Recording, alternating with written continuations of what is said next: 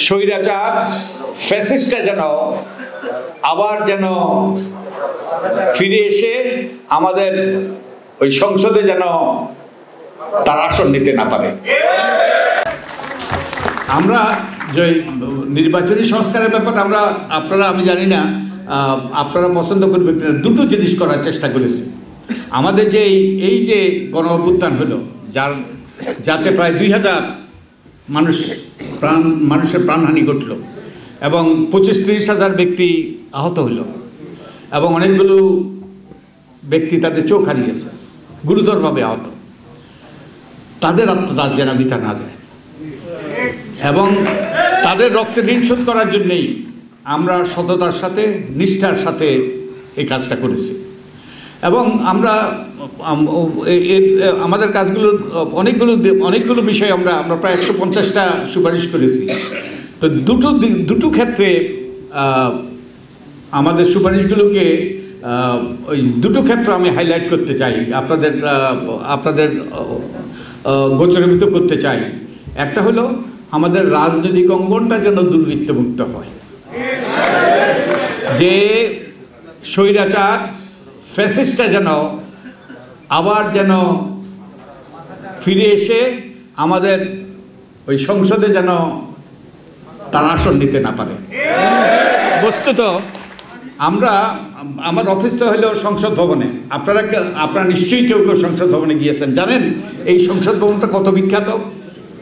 এটা পৃথিবী বিখ্যাত, এটা আর্কিটেকচারাল মনুমেন্ট। লুই কান বলে এক ভদ্রলোক এটা ডিজাইন করেছে এবং পৃথিবীর থেকে বহু লোক আসে এটা দেখার জন্য। যারাই বাংলাদেশে আসে তারা এসে দেখতে চায়।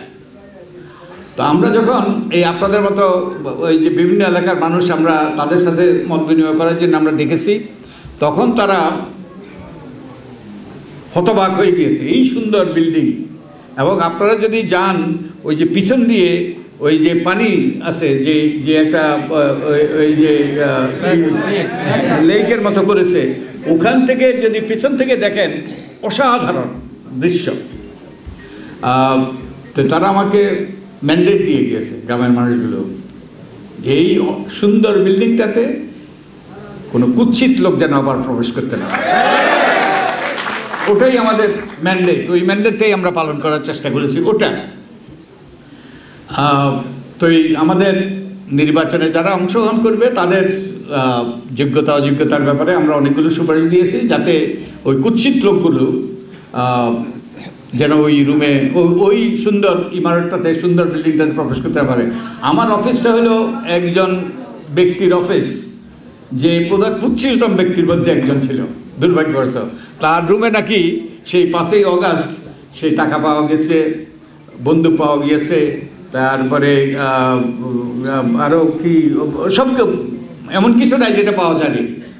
তারপরে ওই কুৎসিততম ব্যক্তিদেরকে দূরে রাখার সেই জন্য আমরা অনেকগুলো সুপারিশ করেছি। আশা করি যে সরকার এবং রাজনৈতিক দলগুলো এগুলো গ্রহণ করবে, তার মাধ্যমে আমাদের জন্য একটা সুন্দর ভবিষ্যৎ দিকে আমরা যেতে পারবো। আরেকটা দিকে আমরা নজর দিয়েছি, আরেকটা ক্ষেত্রে আমরা গুরুত্বপূর্ণ সুপারিশ আমরা পেশ করেছি, সেটা হলো রাজনৈতিক অঙ্গনকে পরিচ্ছন্ন করা, যাতে কুৎসিত লোকরা ওই বিল্ডিংয়ে ওই ইমারতে প্রবেশ করতে না পারে। ওটা একদিক, আরেক দিকটা হলো রাজনীতির অঙ্গনটাকে পরিচ্ছন্ন করা, যাতে দুর্বৃত্তরা যারা মানুষ খুন করেছে বা যারা বিচার বহির্ভূত হত্যা করেছে, যারা বিভিন্নভাবে নিপীড়ন নির্যাতন করেছে, যারা যে মানবতা বিরোধী অপরাধ করেছে, তারা যেন কোনো রাজনৈতিক দলের সাথে অন্তর্ভুক্ত না হতে পারে, কোনো রাজনীতিতে তারা যাতে কোনো রকম ভূমিকা রাখতে না পারে, সেই রকম আমরা সুপারিশ করেছি। এনিওয়ে, তো আপনারা যদি